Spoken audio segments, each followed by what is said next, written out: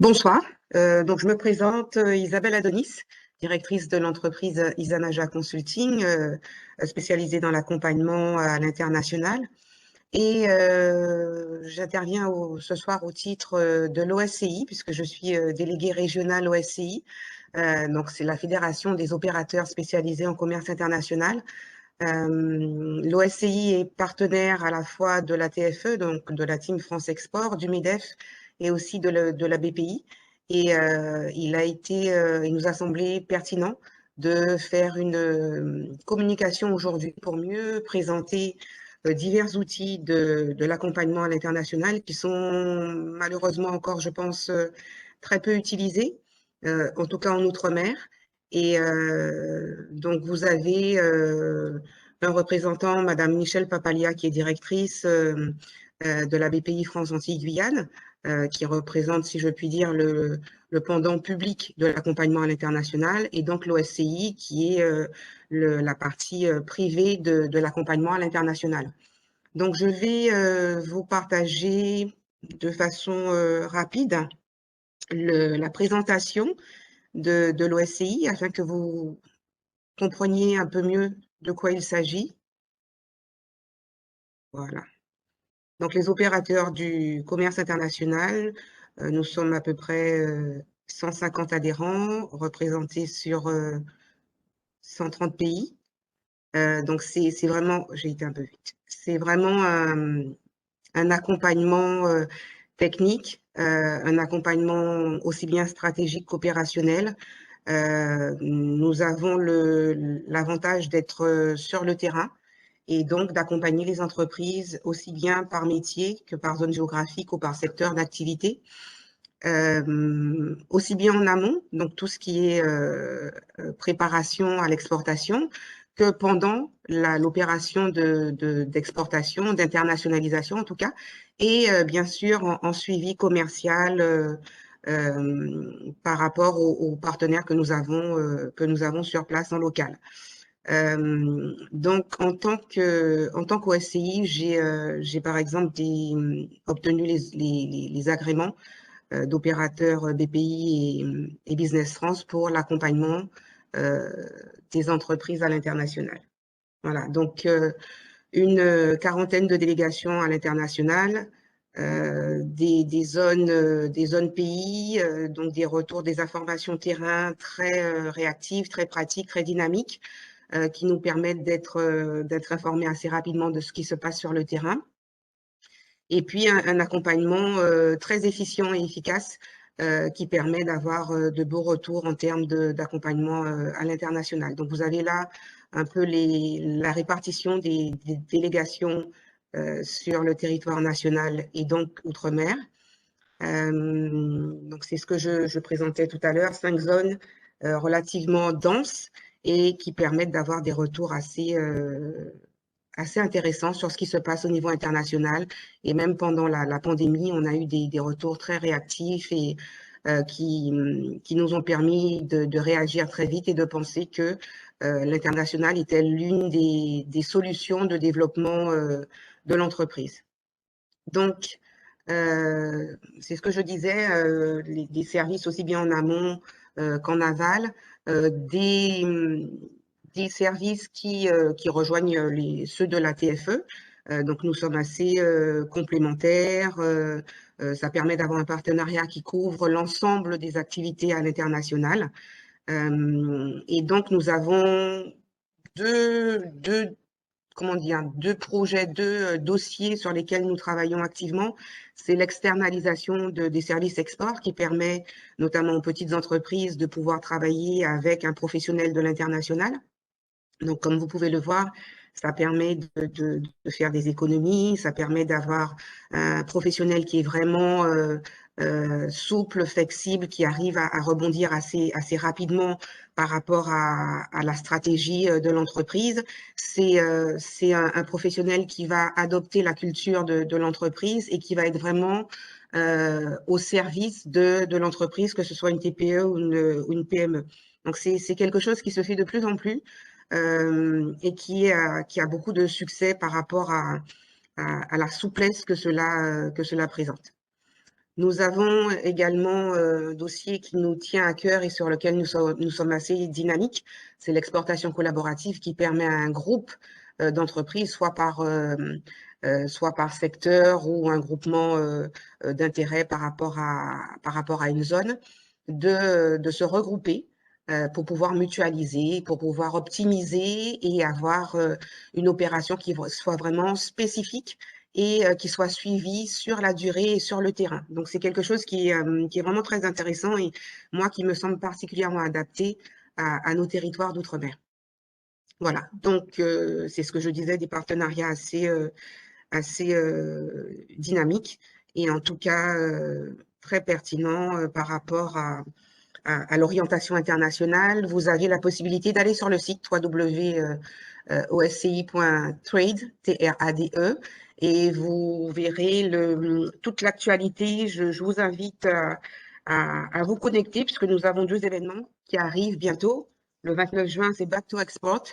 Ce sont des événements gratuits auxquels vous pouvez assister en ligne. Et puis les universités d'été, le 6 juillet, qui ont lieu à Marseille en présentiel, mais certaines parties de la manifestation seront diffusées sur LinkedIn. Donc voilà, là c'était vraiment une présentation dynamique. On reviendra si nécessaire par rapport à différents points sur lesquels vous voulez insister ou sur lesquels vous avez des questions.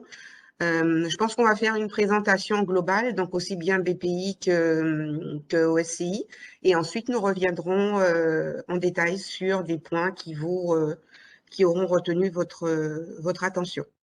Cela vous convient-il?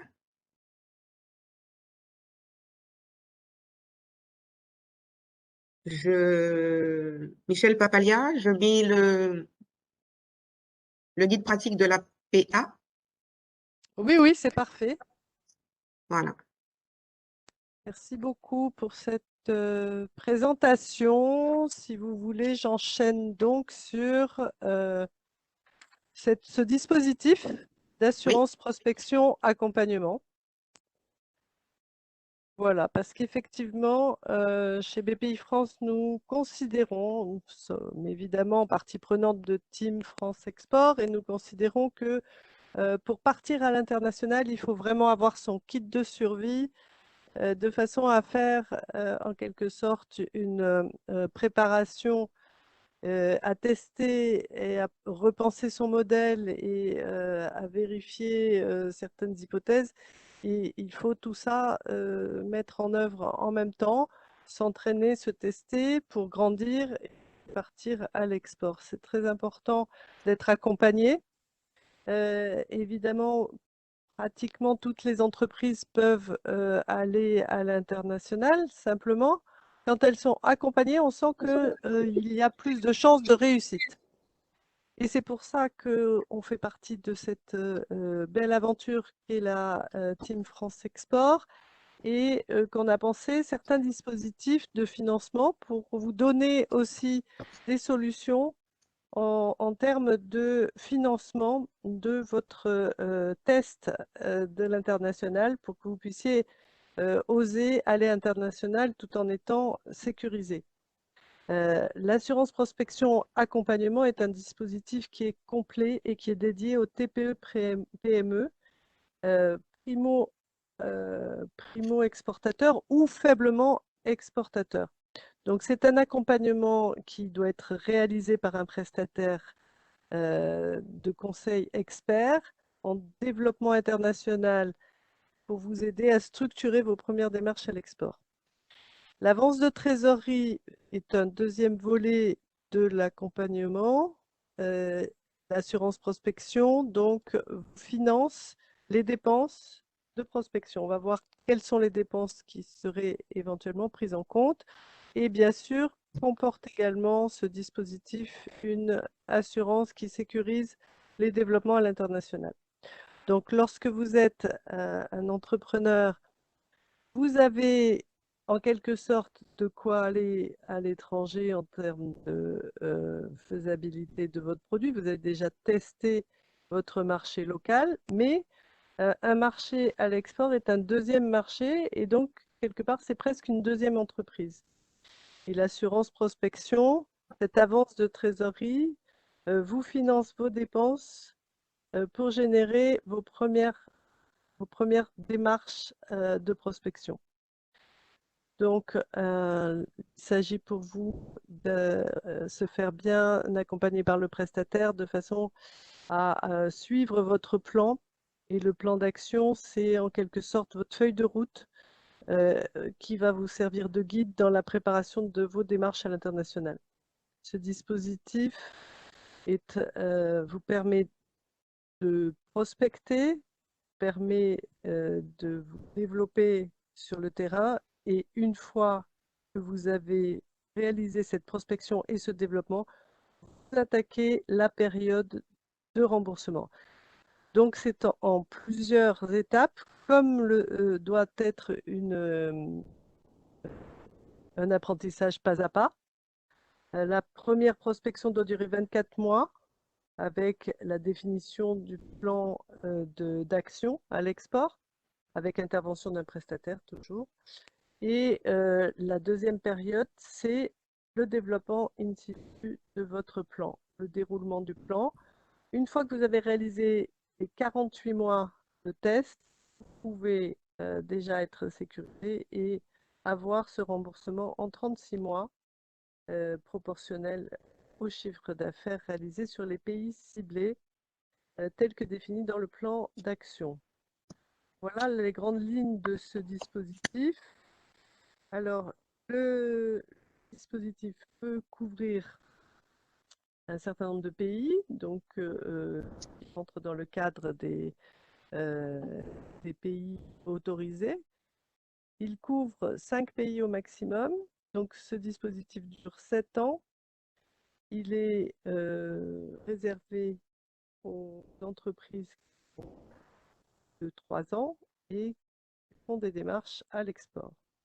Il s'agit d'une avance, en quelque sorte, hein, dans la limite des capitaux propres de l'entreprise, qui sera versée en 2 fois et qui couvre 65% du budget de vos dépenses, sachant que le budget est plafonné à 40 000 euros. Voilà, il y a un certain nombre de dépenses qui sont éligibles, donc je dirais qu'on pourrait les lister. L'idéal, ce serait d'avoir euh, quelques exemples, hein. Mais là, vous les avez sous les yeux, donc je peux vous dire que les activités de négoce international, courtier, apporteur d'affaires, les exploitants franchise commerciale licence, la promotion immobilière, tout ça, ce sont des entreprises qui ne sont pas éligibles.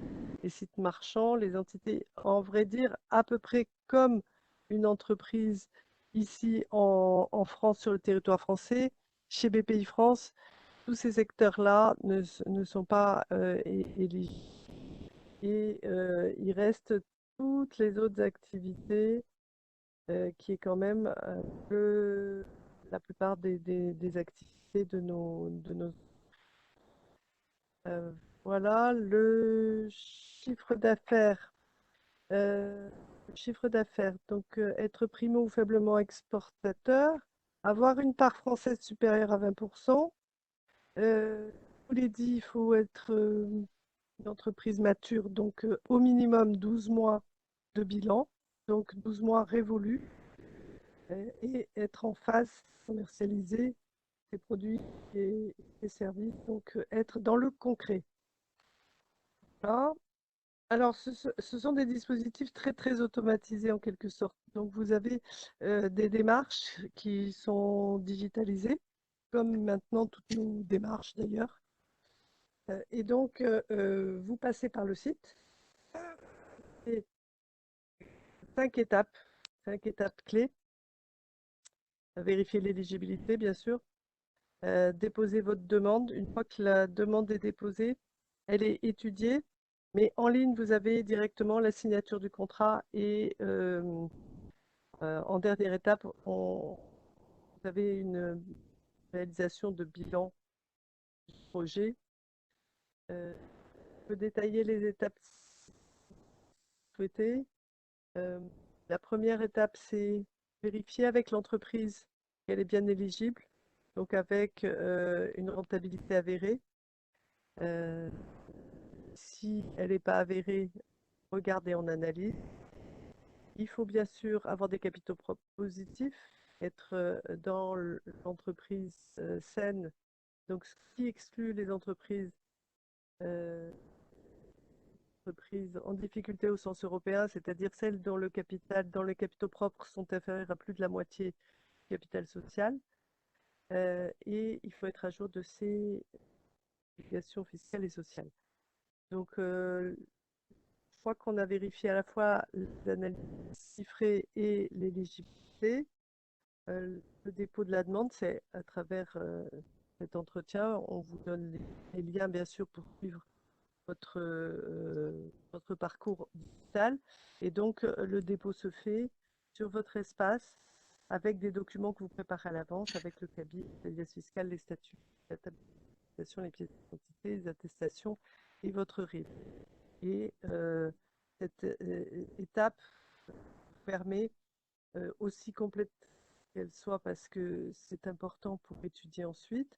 Il y a une quinzaine de jours pour étudier. La signature du contrat se fait directement en ligne avec votre accord préalable, bien sûr.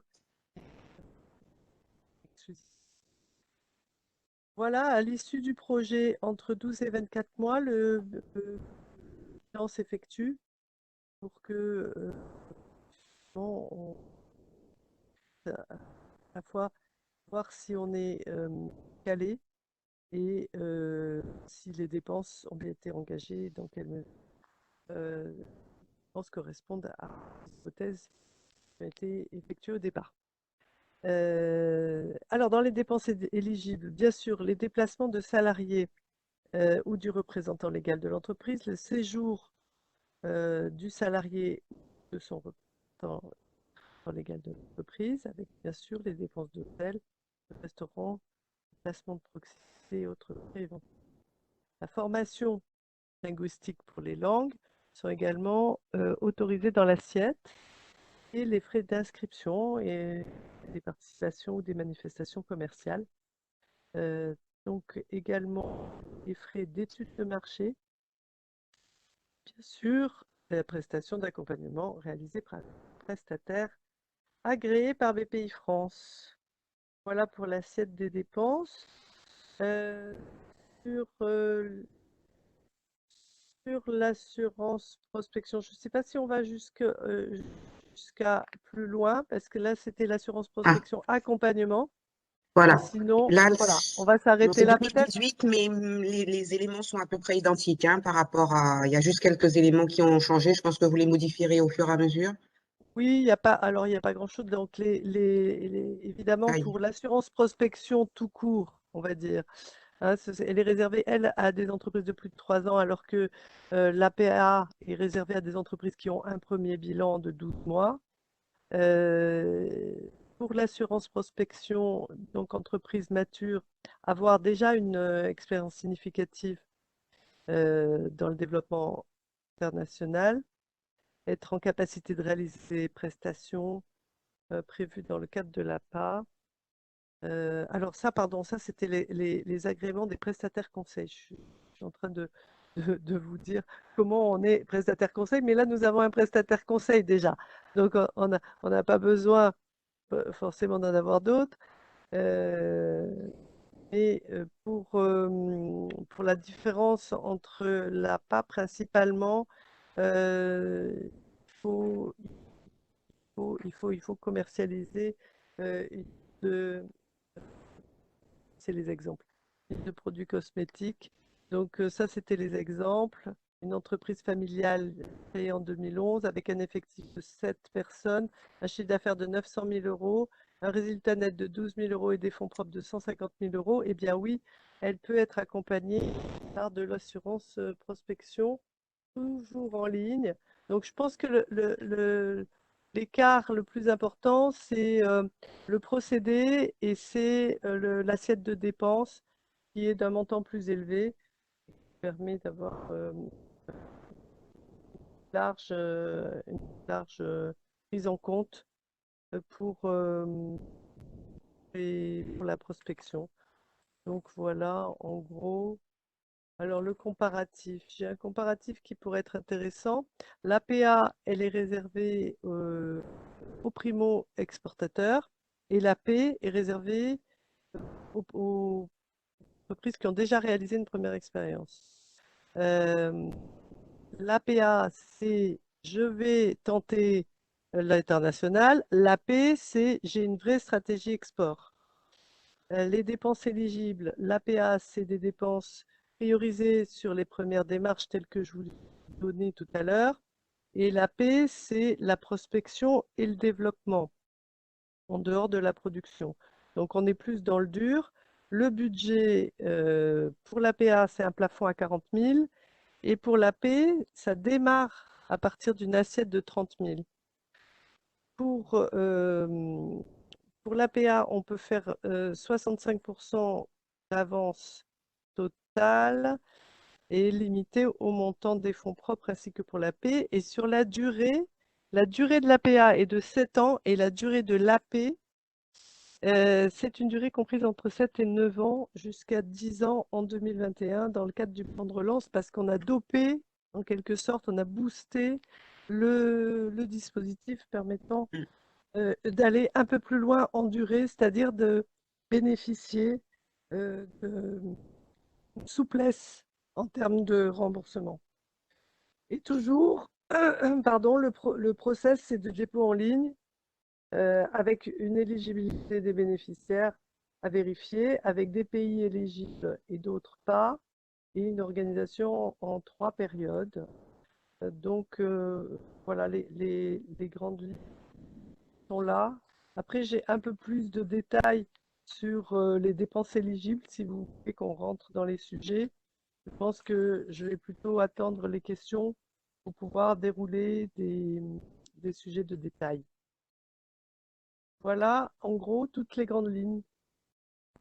Alors, je rebondis sur l'intervention de Michel Papalia pour préciser que dans le cadre du plan de relance export, il y a des chèques relance export qui ont été mis en place, qui accompagnent les entreprises en matière de préparation à l'export.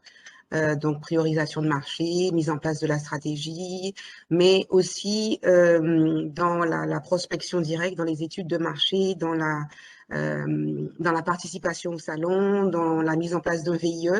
Donc, c'est une procédure qui a été prolongée, qui devait se terminer au 31 décembre, qui a été prolongée au 14 février, qui va peut-être encore être prolongée afin d'accompagner les entreprises. Donc, chaque entreprise peut bénéficier jusqu'à 4 chèques de relance. Comme le disait Michel Papalia, je suis effectivement opérateur agréé. Ça veut dire que lorsqu'elle mentionnait l'accompagnement d'un prestataire export, je peux, Isanaja Consulting, est bien sûr en capacité de vous accompagner sur la mise en place d'assurance prospection ou de chèque relance export. Voilà, donc c'est vraiment un ensemble qui est très dynamique, qui est mis en place aussi bien en termes d'accompagnement public que privé. Comme je l'ai mentionné, il y a également la TFE. Donc, la Team France Export, au-delà de la BPI, elle inclut Business France et les chambres de commerce. Et donc, on essaie de mettre en place quelque chose d'assez dynamique en matière d'accompagnement à l'international. Voilà. Donc, si vous avez des questions.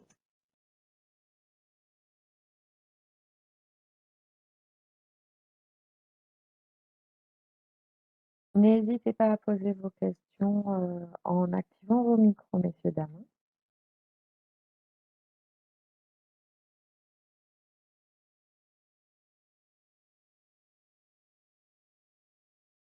Alors, monsieur, je vais, comme il y a quelques participants que je connais.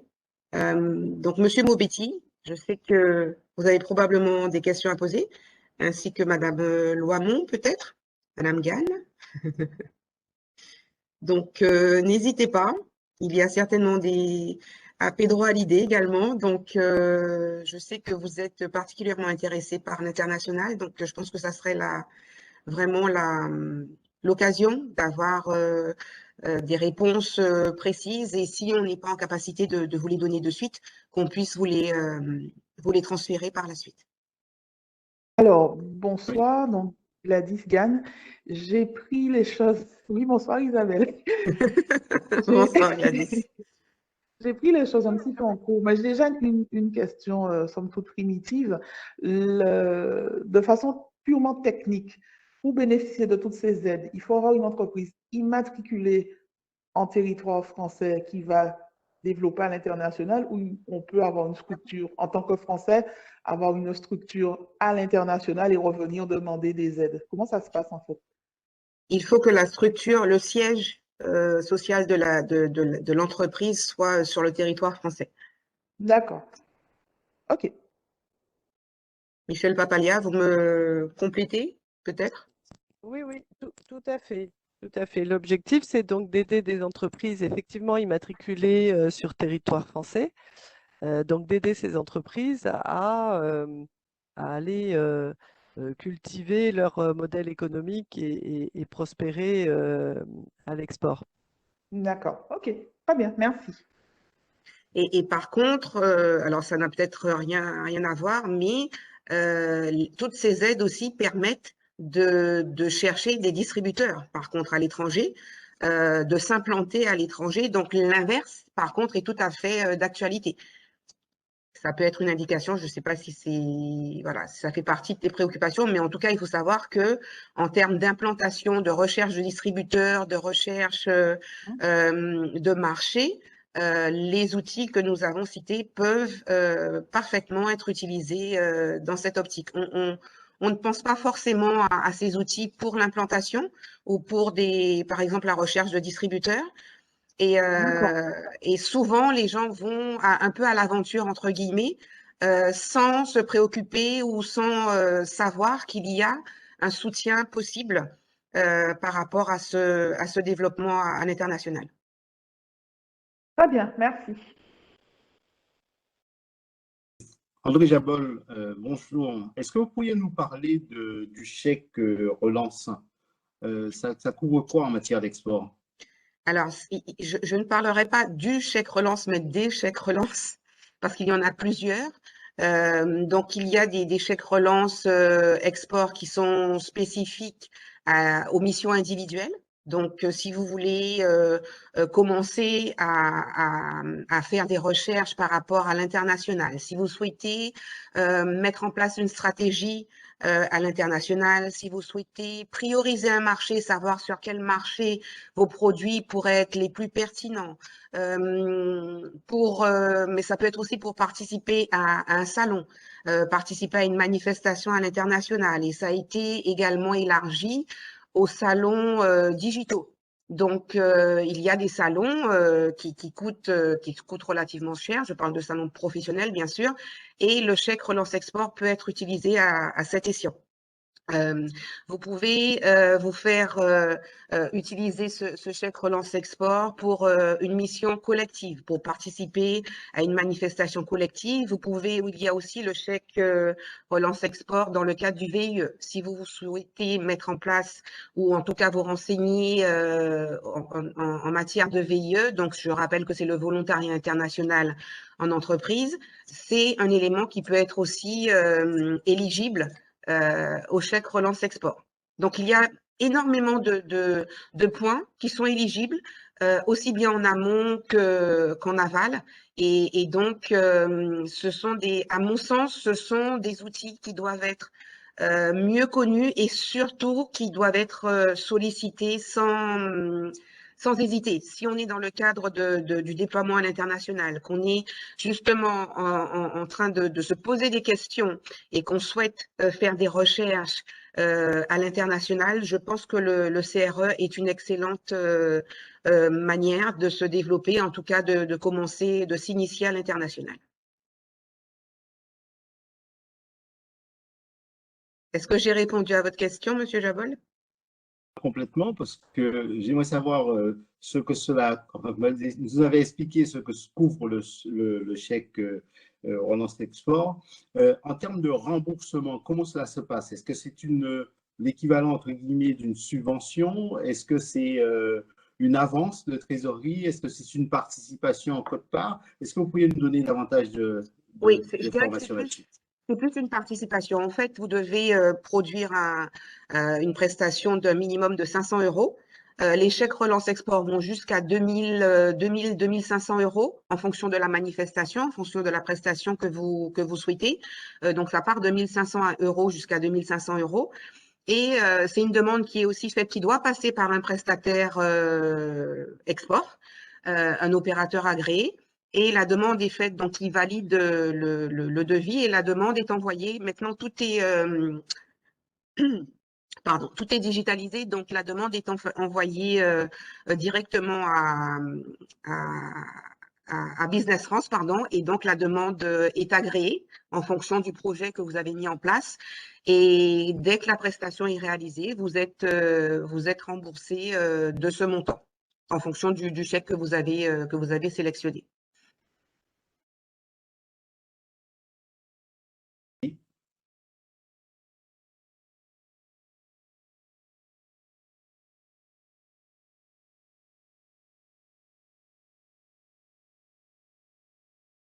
J'ai répondu à votre question? Je vous remercie. Voilà.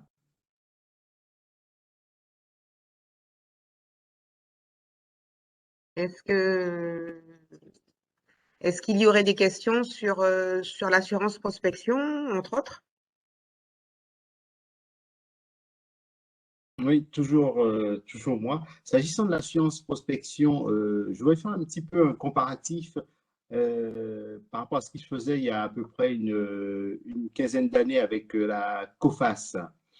À savoir qu'à l'époque, la COFAS accompagnait en assurance prospection sur l'étranger. J'ai eu l'occasion d'ailleurs de prospecter sur des marchés en Afrique.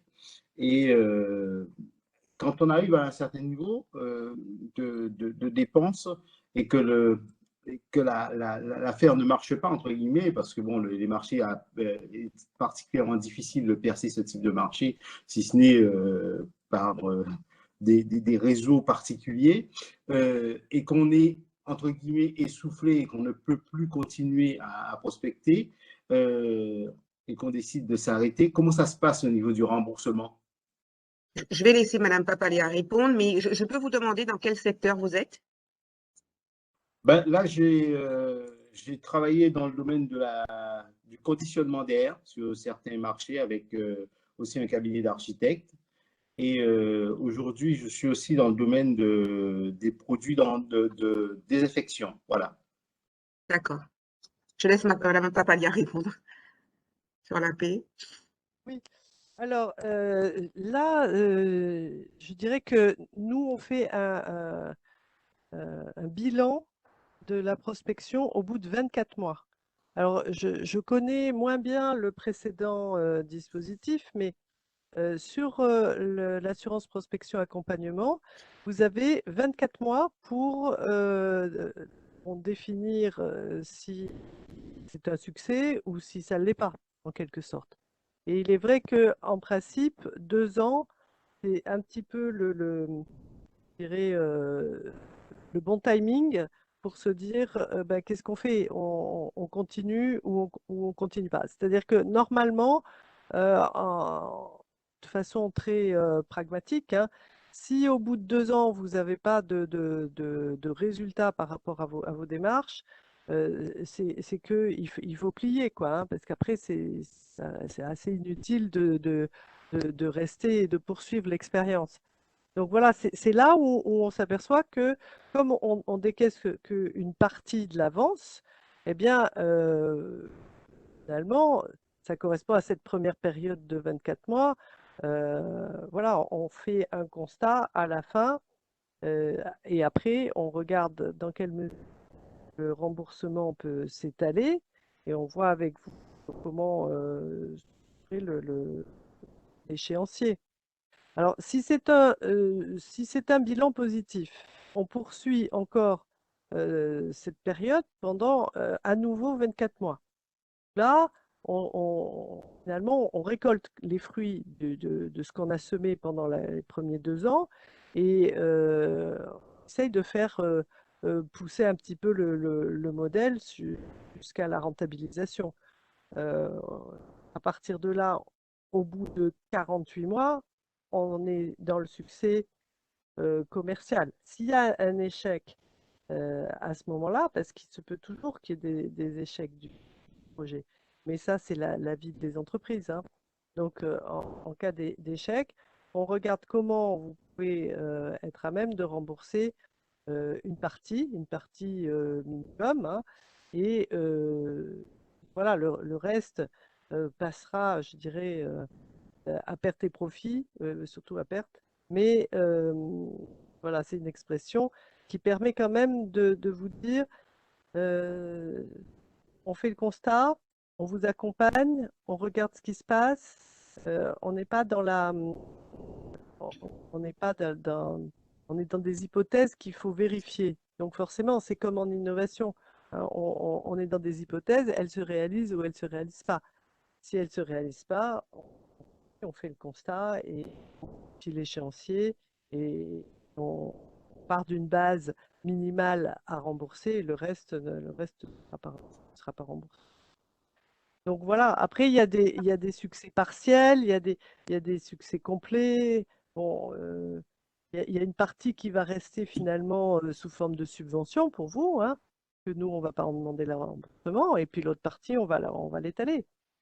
Mais toutes les entreprises réagissent selon leur propre, je veux dire, avancée sur le marché. Donc, c'est une matière qui est assez vivante, hein, l'entreprise. Un cas n'est jamais le même que l'autre. Des expériences qui sont bien vécues, d'autres un peu moins bien. Et voilà, on ne peut pas en tirer comme ça des statistiques. Nous, au niveau des remboursements, d'abord, c'est pas parce que vous échouez une fois qu'il faut considérer que vous allez échouer tout le temps, heureusement. Donc, il faut recommencer. Il faut sans cesse aller perfectionner et réécrire l'histoire. C'est toujours ça qui va faire votre différenciation sur un marché, c'est que vous allez la réécrire, mais la réécrire différemment. C'est comme partir sur des hypothèses. Vous allez partir sur des hypothèses, vous allez tester, vous allez voir, et puis vous allez affiner. Donc, oui, ben, l'échec, ça va vous faire grandir. Vos échecs précédents vont vous permettre de peaufiner, je dirais, votre stratégie. Mais ce qui est vrai sur le territoire aussi, hein. Mais comme je le disais tout à l'heure, c'est un marché de plus, différent. C'est un marché, c'est comme une deuxième entreprise, même si c'est l'entreprise française qui se crée. Nous, on a un accompagnement aussi à travers la garantie des projets à l'international. On peut en parler un peu. C'est-à-dire que si vous arrivez jusqu'à créer une filiale sur place, filiale de la société française, on va pouvoir vous aider à le faire. C'est-à-dire, on va finalement vous donner cette garantie de vos fonds propres. C'est le retour en cas d'échec. Vous serez protégé et vous serez garanti par BPI France. C'est-à-dire que vos capitaux propres que vous aurez investis sur place dans une filiale, eh bien, vous allez en avoir le retour. Et cette garantie qu'on vous consent, elle peut même être déléguée à un banquier de façon à ce que la banque consente aussi des financements grâce à cette garantie qu'on lui a déléguée. Donc, il y a énormément de dispositifs qui peuvent ensuite être incitatifs et l'échec ne doit jamais freiner quiconque. Au contraire, c'est vraiment une des étapes d'ailleurs, hein, de l'apprentissage de l'international. Et puis j'ai envie de rajouter, d'où l'intérêt de bien travailler en amont sa préparation. Donc, on parle bien de dossier de prospection. Ça sous-entend qu'avant de partir à l'étranger, il y a un gros travail de priorisation qui est fait, un gros travail de mise en place de stratégie, savoir comment on va se développer, vers quoi on va se développer, avec quels produits. On a peut-être une gamme de produits très large, donc probablement pouvoir sélectionner certains produits, ne pas vouloir partir avec l'ensemble de sa gamme, à mettre en place un verrouillage aussi bien juridique que commercial, bien se renseigner sur les habitudes de consommation, sur la concurrence, sur les opportunités de marché, sur les contraintes législatives ou techniques ou phytosanitaires, si on parle d'agroalimentaire par exemple, sur les contraintes de sécurité. Donc, il y a un gros travail qui est peut-être parfois, je dirais pas négligé, mais qui est un peu mal apprécié. Et qui demande beaucoup de travail en amont. Et c'est bien pour ça que la phase de préparation dure entre 2 et 3 ans et ne se fait pas en 6 mois, parce qu'on a tendance à se dire, mais bon, j'ai déjà exporté vers un pays, donc on peut aller rapidement à l'international en sachant que on a déjà, alors en plus on a souvent tendance à penser que quand on a exporté à la Martinique ou à Saint-Martin, c'est de l'export. Mais il y a bien plus de contraintes techniques qu'on ne peut le penser. Et donc, ça nécessite un gros travail en amont avant de valider l'exportation proprement dite en elle-même.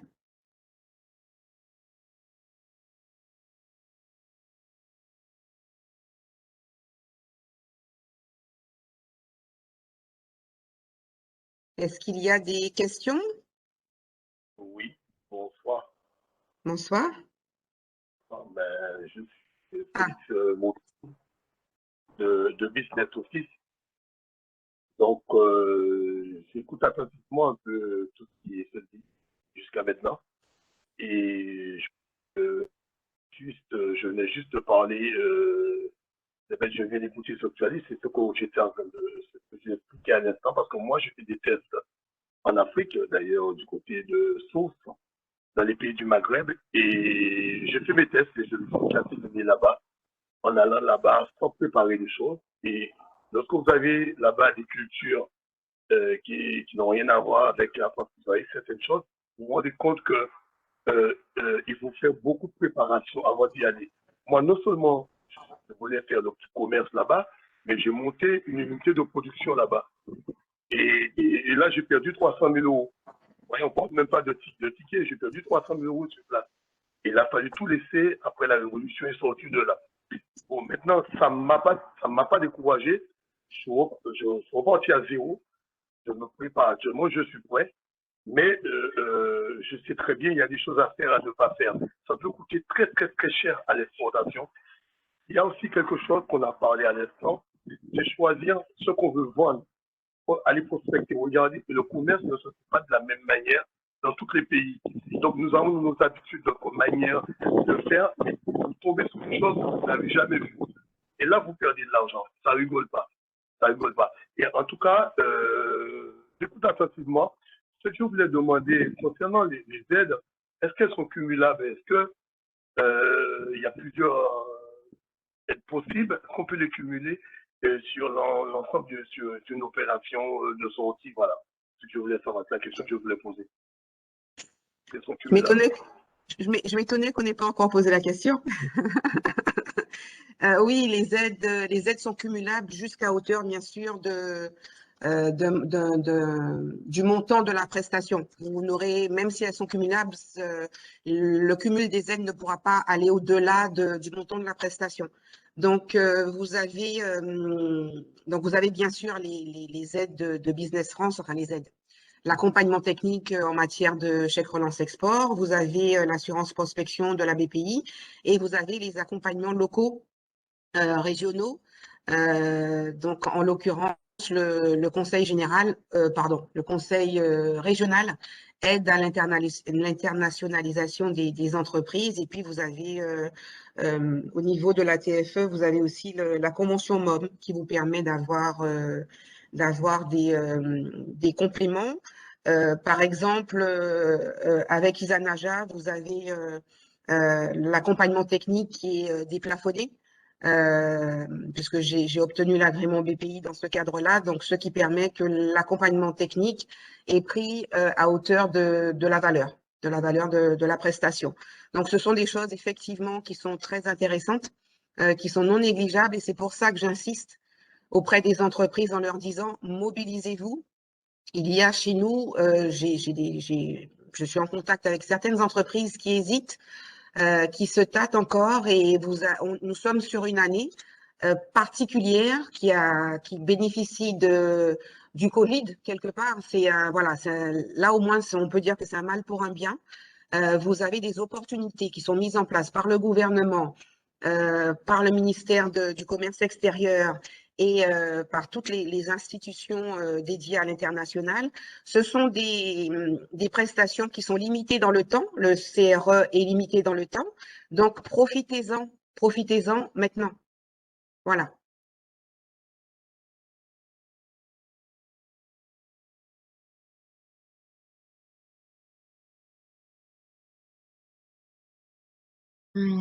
Isabelle, bonsoir à tous. Bonsoir. Est-ce que la prestation de consulting est prise en charge? Oui. C'est un doute Alors, que... pas la prestation de conseil, la prestation d'accompagnement technique. Voilà, donc tout ce qui est externalisation, tout ce qui est accompagnement, donc études de marché, prospection, etc., oui, c'est pris en charge. D'accord, je te remercie. J'avais un doute sur la question.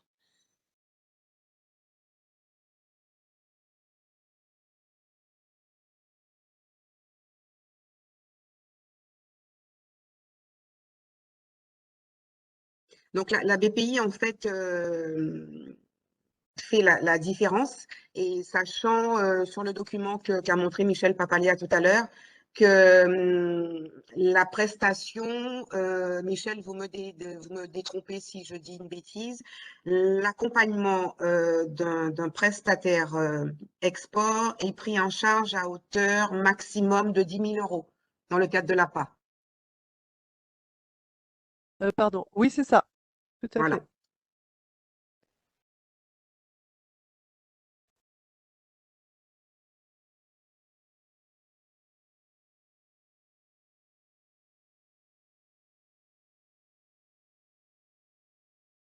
Alors, c'est vrai qu'en plus, vous avez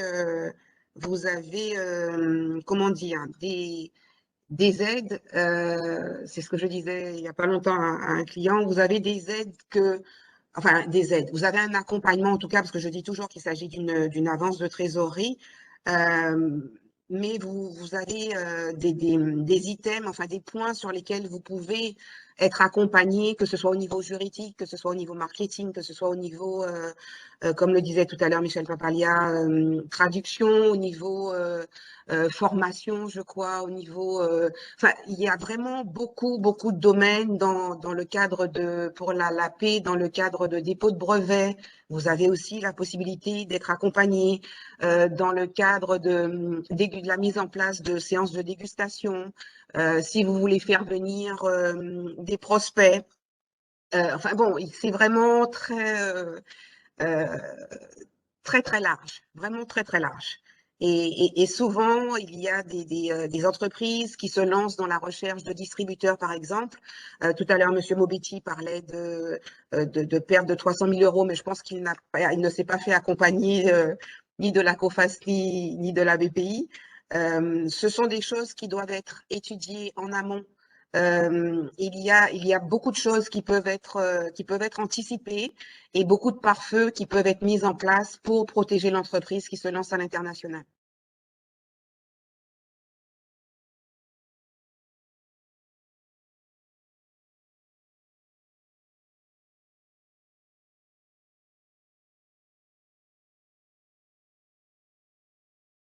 D'autres questions?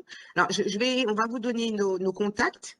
Donc, je vous mets simplement le mail, et je pense que De toute façon, j'ai les madame... coordonnées de tous les participants, donc également, je vous transmettrai la liste des participants pour leur transmettre les informations. D'accord. Voilà. N'hésitez pas à Est-ce que m'écrire vous avez... si vous avez des questions. Alors, je sais, moi, je l'ai mis. Et pour la BPI, je crois que c'est BPI, je sais plus, de mémoire, je l'ai pas. Je vais vous donner ça.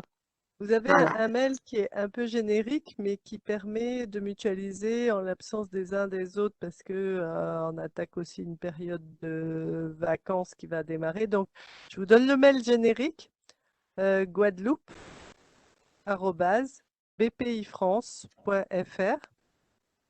Et vous avez aussi un numéro de téléphone qui, lui, est immuable, même en vacances. C'est le 06 90 28 90 60.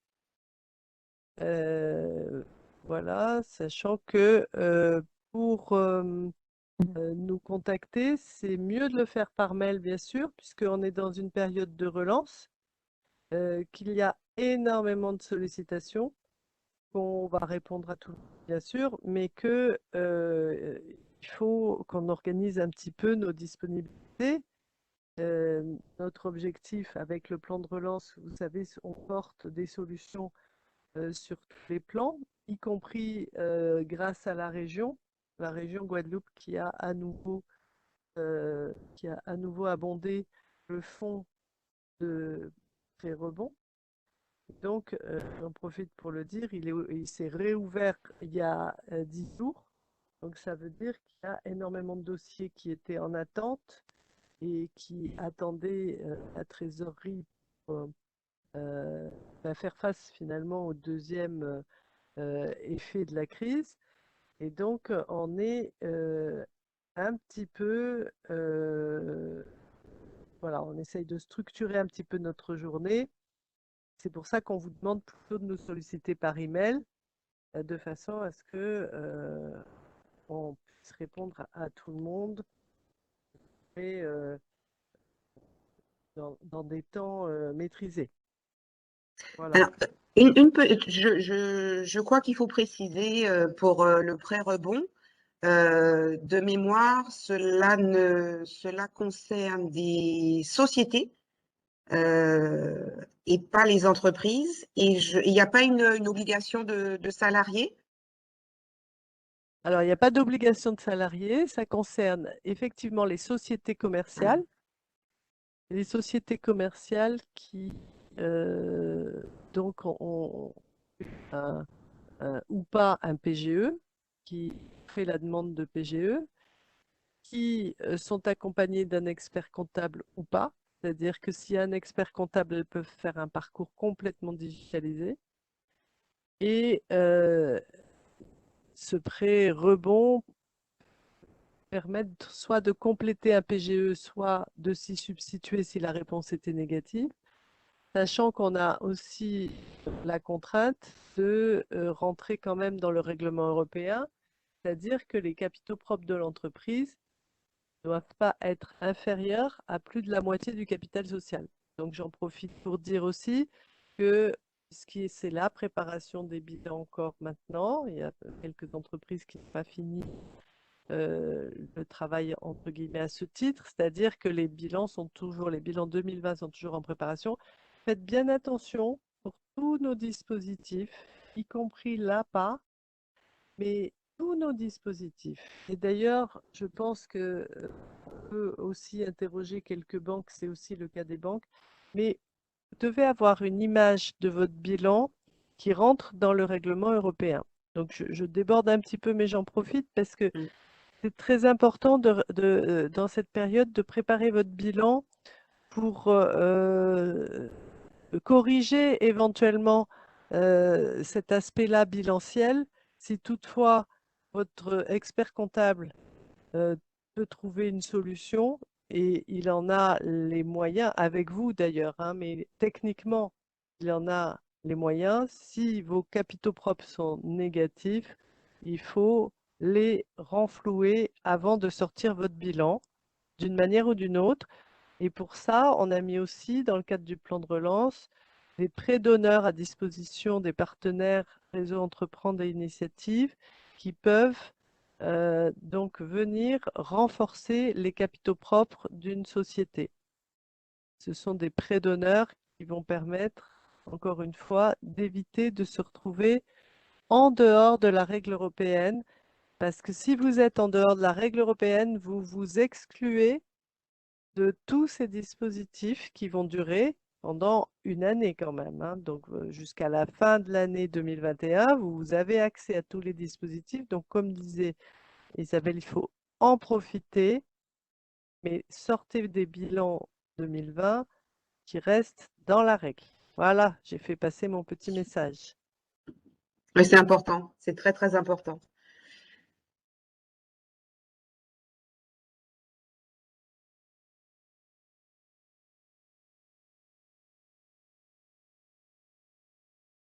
Avez-vous d'autres questions? Est-ce qu'on peut vous aider? N'hésitez pas. Vous avez là l'occasion d'avoir vraiment des précisions sur la mise en place d'un outil ou d'un autre.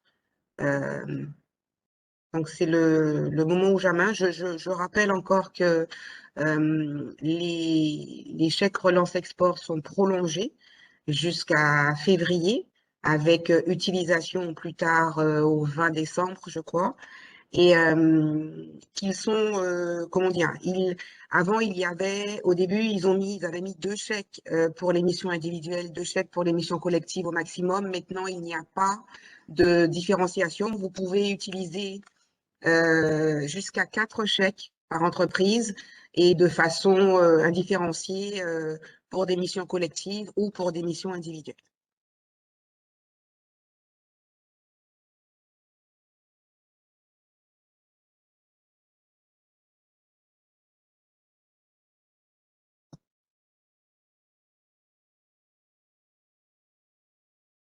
Écoutez, merci beaucoup pour toutes ces informations.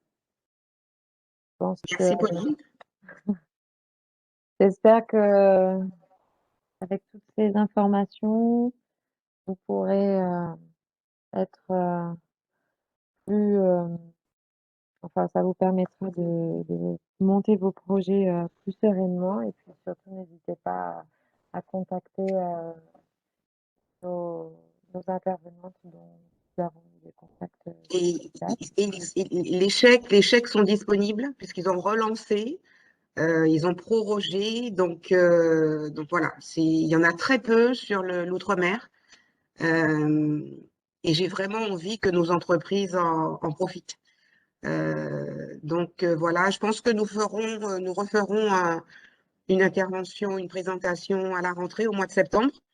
Et je pense qu'il sera temps aussi il sera encore temps d'alerter les entreprises et qu'on aura eu un petit peu de retour par rapport à ça. Voilà, en tout cas, Avec merci. plaisir. Et nous pourrons également communiquer via notre lettre hebdomadaire sans problème. Merci. Si je peux me permettre, Pauline, pour l'actualité d'Isanaja, il y a d'ailleurs l'UDE MEDEF va diffuser l'information. Il y aura donc des missions économiques qui seront mises en place dans le cadre de Dubaï Expo. Donc des missions thématiques chaque mois, d'octobre 2021 à mars 2022, avec des rendez-vous B2B, avec la visite de l'Expo Dubaï, avec un suivi et la mise en place des fameux CRE. Vous pouvez bénéficier sur ces missions des CRE et de l'aide régionale. Et puis, certains connaissent cet événement et sur lequel l'UDE MEDEF est partenaire, c'est la Caribbean Business Cruise. Donc, c'est une mission de prospection et un séminaire d'affaires qui sera renouvelé au mois de mars 2022. Et là aussi, par contre, qui est enregistré au niveau de la TFE, qui fera partie du programme des missions de Business France et qui bénéficiera également des aides dédiées à l'international. Alors, c'est sur la Caraïbe du Sud, je précise. Voilà.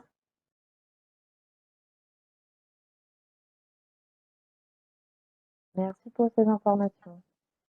Merci beaucoup. Merci à tous pour votre participation. Merci. Donc, n'hésitez pas à nous contacter, aussi bien via le MEDEF Guadeloupe que directement la BPI Isanaja ou l'OSCI. Et puis, au plaisir de vous retrouver. Et puis, beaucoup de succès sur vos manifestations et vos initiatives à l'international. Merci beaucoup, Isabelle, Merci, Michel. et à bientôt sur BPI France.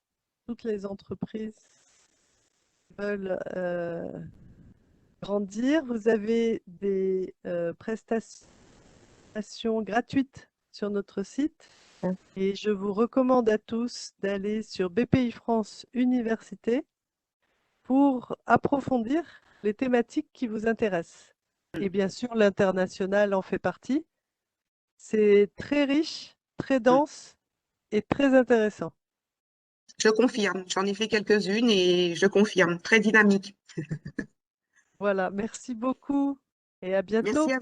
Merci à vous tous. Au revoir. Merci, au revoir. Au revoir.